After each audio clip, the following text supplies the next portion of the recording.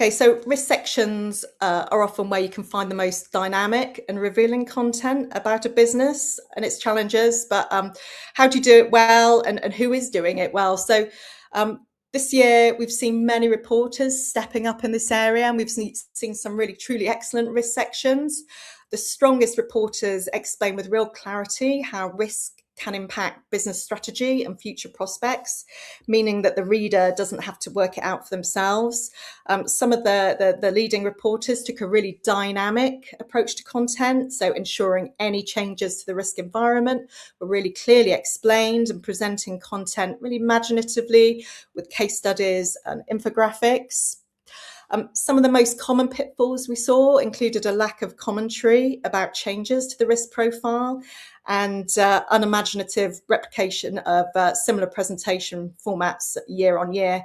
And we also took marks off for overuse of icons, which I think are intended to improve linkage, but sometimes can add to confusion. So our first winner is the property company, British Land. So we really like how they've highlighted two emerging risks. It's just on the right hand side here. So they've highlighted elevated geopolitical instability and advances in AI and automation. They talk a little bit in more detail on those two emerging risks. They take a really dynamic approach to the content. They describe progress made with risk priorities in the year before, and they cover priorities for 2027 as well. And there's also a spotlight feature on preparedness for Provision 29 compliance. So the format for their principal risks is excellent, and it includes a description of how they're approaching any opportunities associated with each risk, and they also identify their key risk indicators. Like many reporters this year, they've identified the macroeconomic environment as a key risk. Okay, our next winner is industrial engineering company Smiths Group.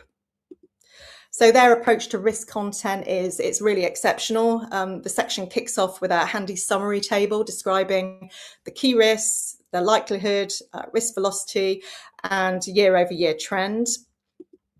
And like British Land, the geopolitical environment is their number one risk, and they support reader understanding by clearly explaining how the risk could impact their strategy or business model. So interestingly, they include examples of how they know their controls are working effectively, and they also describe developments during the year in detail. They also have an excellent summary table at the top here, just showing the connectivity between the principal risks.